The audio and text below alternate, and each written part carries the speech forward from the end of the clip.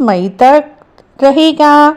2024 में 23 अप्रैल को चैत्र पूर्णिमा है। चैत्र पूर्णिमा से ही वैशाख स्नान शुरू हो जाता है।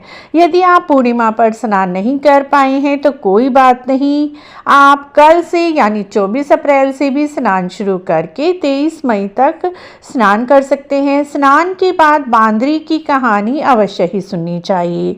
बांदरी ने स्नान किया तो राजा की रानी बनी, 108 पोतों की दादी बनी, 108 बहुओं की सास बनी।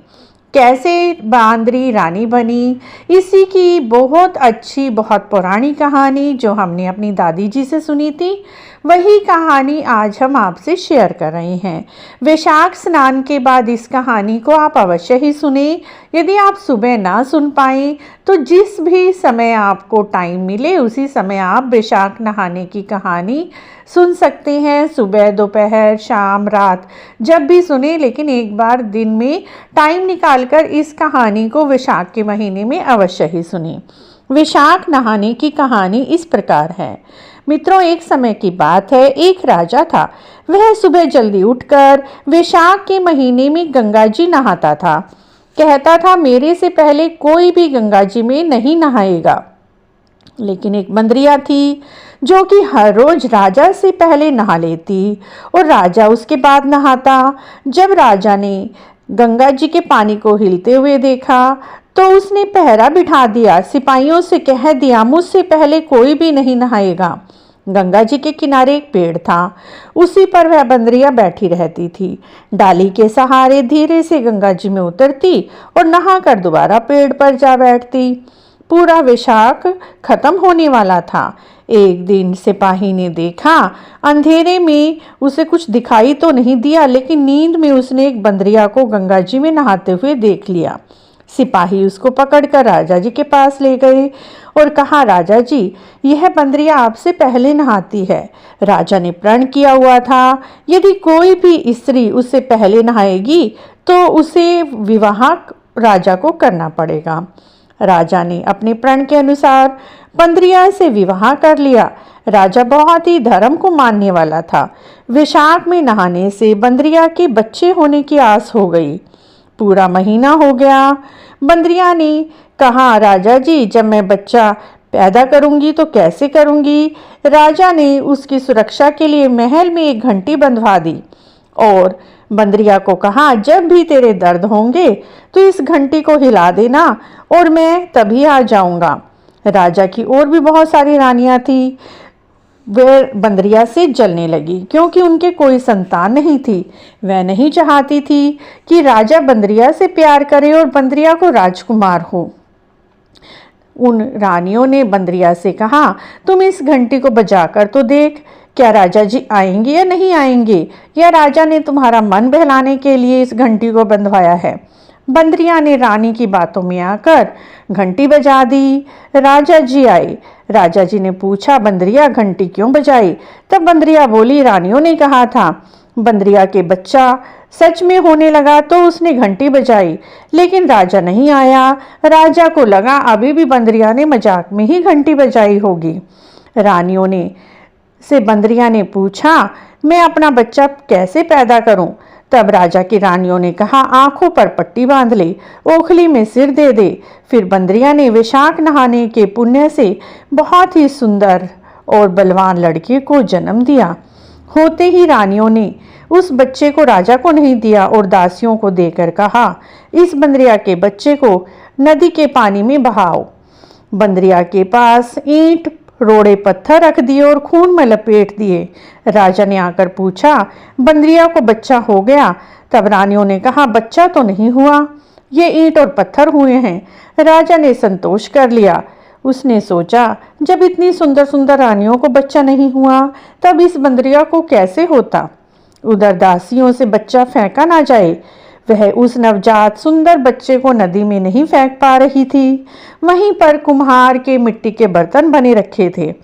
उन्होंने मिट्टी के घड़ों के अंदर उस बच्चे को रख दिया और वहां से चली आई। जब कुम्हार अपने मिट्टी के बर्तनों को उठाने आया तो उसने देखा मटके में एक बहुत ही सुंदर सा बच्चा सोया हुआ है।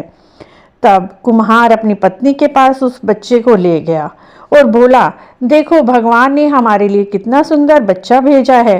क्योंकि हमारे कोई बच्चा नहीं है, तभी भगवान ने हम पर तरस खाकर हमारे लिए स्वयं ही बच्चा भेज दिया है। अब तो कुम्हार और कुम्हारिन उस बच्चे को बड़े ही प्रेम पूर्वक लाड प्यार से पालने लगे और धीरे धीरे वह बच्चा बड़ा हो गया। एक दिन लड़का मिट्टी के हाथी घोड़े से खेल रहा था, क्योंकि कुम्हार मिट्टी के हाथी घोड़े बनाकर बेचता था। लड़का बोला, पिताजी मेरे को और भी सुंदर हाथी घोड़े बनाकर दो, मैं इससे खेलूंगा। फिर कुम्हार ने बहुत सुंदर हाथी घोड़े बनाकर उस लड़के को खेलने के लिए दे दिए। वह लड़का कुएं की पाल पर जाकर बैठ गया। लड़के को अपनी पिछली सारी बातें याद थी। उसे पता था कि मैं बंदरिया से पैदा हुआ हूँ, रानियों ने उसे मारने के लिए भेज दिया था, उसे यह भी पता था। वह कुएं पर जाकर बैठ गया और दासियां जब पानी भरने आई राजमहल के लिए, दासियों को देखकर लड़का बोला, मेरे मिट्टी के हाथी घोड़े पानी पी लो। तब दासियां बोली, अरे मूर्ख, कभी मिट्टी के हाथी घोड़े भी पानी पीते हैं? ये तो निर्जीव हैं। लड़का बोला, मूर्ख, कहीं बंदरिया के भी ईंट पत्थर पैदा हुए हैं? दासियों ने लड़के की ये सारी बातें सुनकर रानियों से कह दी कि कुम्हार का लड़का है, वह हमारी सारी बातें जानता है और उसने कंकरी मारकर हमारे घड़े भी फोड़ दिए। तब रानी ने जहर के लड्डू तैयार कराए और कहा, तुम ये लड्डू उस लड़के को खिला देना। दूसरे दिन दासियां उस लड़के को वह लड्डू खिलाने गई तो भगवान ने उन लड्डुओं को गोंदगिरी के लड्डू बना दिए। अगले दिन दासियों ने आकर देखा, वह लड़का तो मरा ही नहीं, वह तो वही खेल रहा था। इस पर रानियां रूठ कर सो गई। राजा ने आकर पूछा, रानियां क्यों सो रही हैं? तब रानियों ने जवाब दिया, कुम्हार को अभी इसी बस्ती से बाहर निकाल दो। राजा ने कहा, ऐसी कड़वी बातें क्यों बोलती हो?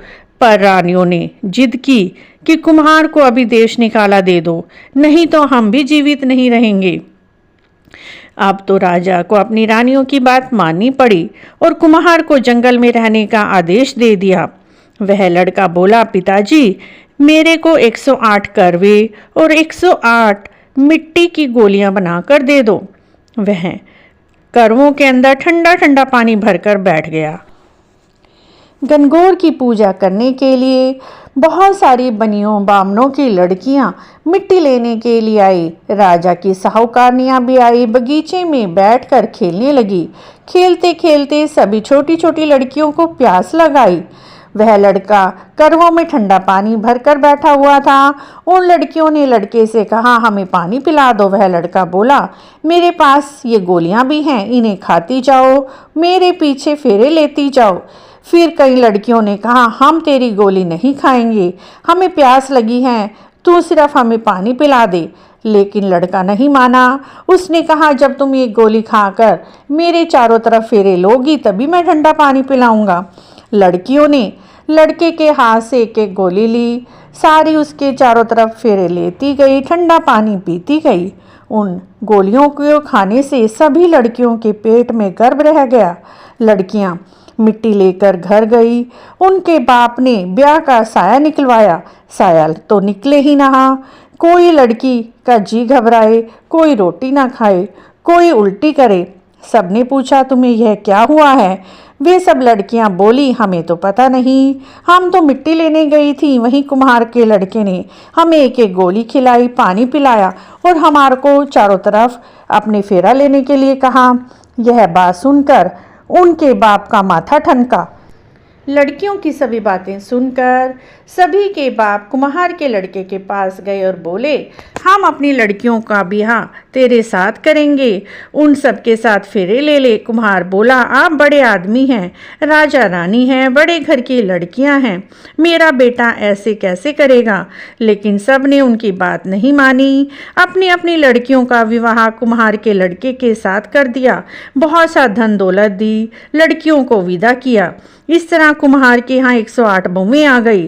फिर लड़के भी हो गए और 108 कमरे बनवा दिए गए। सब बहुओं के लिए एक एक कमरा बनवा दिया गया। लड़के ने कहा, पिताजी सारे नगर में दावत के लिए न्योता दो, हमारे यहाँ इतनी सारी बहुएं आई हैं, आपके इतने पोते हुए हैं, कुम्हार ने कहा, जैसा जी करे वैसा करो। सारी नगरी को बुलाया गया, राजा रानी को भी बुलाया गया। सब कोई जिमने आए, राजा भी परिवार के साथ खुद आए। लड़के ने कहा, बंदरिया को क्यों नहीं लाए? राजा ने कहा, बंदरिया को भी बुला लेते हैं। राजा ने बंदरिया को बुलाने के लिए रथ पालकी सजाकर भेजी। वहां पर सारी सभा के बीच सोने की चौकी और सुंदर गद्दी बिछाई गई। बंदरिया आई, बंदरिया को उस गद्दी पर बिठाया गया। 108 बहुओं से उस लड़के ने कहा, ये बंदरिया मेरी जन्म की माँ है। सब कोई सोने की मोहर और गोद में पोता देती जाओ। सब बहुएं आई, सब ने सासू के पैर छुए, सोने की मोहर दी और गोद में पोता देती गई। बंदरिया ने सबको खूब सारा आशीर्वाद दिया। राजा की रानियां समझ गई। राजा से बोली, ये लड़का हमें बुलाकर हमारा अपमान कर रहा है। राजा ने उस लड़के से कहा, भाई तू बंदरिया को इतना सम्मान क्यों दे रहा है? लड़का बोला, यह बंदरिया मेरी जन्म की माँ है। राजा ने पूछा, कैसे? लड़का बोला, मैं बंदरिया से पैदा हुआ हूँ। दासियों ने रानियों के कहने पर मुझे नदी में बहाने के लिए लाई थी, लेकिन दासियों ने मुझे नदी में नहीं बहाया और कुम्हार के मटके में रख दिया। इस कुम्हार और कुम्हारनी ने मुझे पाल पोस कर बड़ा किया है। रानियों से राजा ने सब बातें पूछी। रानियों ने दासियों को आगे कर दिया। दासियों ने सारी सच सच बात बता दी। अब तो राजा को बड़ा ही गुस्सा आया। राजा ने तलवार निकालकर रानियों को मारना चाहा, लेकिन लड़के ने हाथ पकड़ लिया और कहा, नहीं राजा जी, ये हैं तो मेरी माँ ही, चाहे सुतेली हैं। इन्होंने मुझसे सुतेला व्यवहार किया, लेकिन आप ऐसा ना करें, इन्हें जिंदा छोड़ दें। राजा ने रानियों को छोड़ दिया, बंदरिया को साथ ले लिया। साथ में बेटे को, बहुओं को, पोतों को लेकर गाजे बाजे के साथ अपने महल में गए। सबके लिए महल बनवा दिए। राजा राज करने लगा। सारी दुनिया कहने लगी, वैशाख नहाने का इतना फल है तो सबको वैशाख नहाना चाहिए, दान पुण्य करना चाहिए।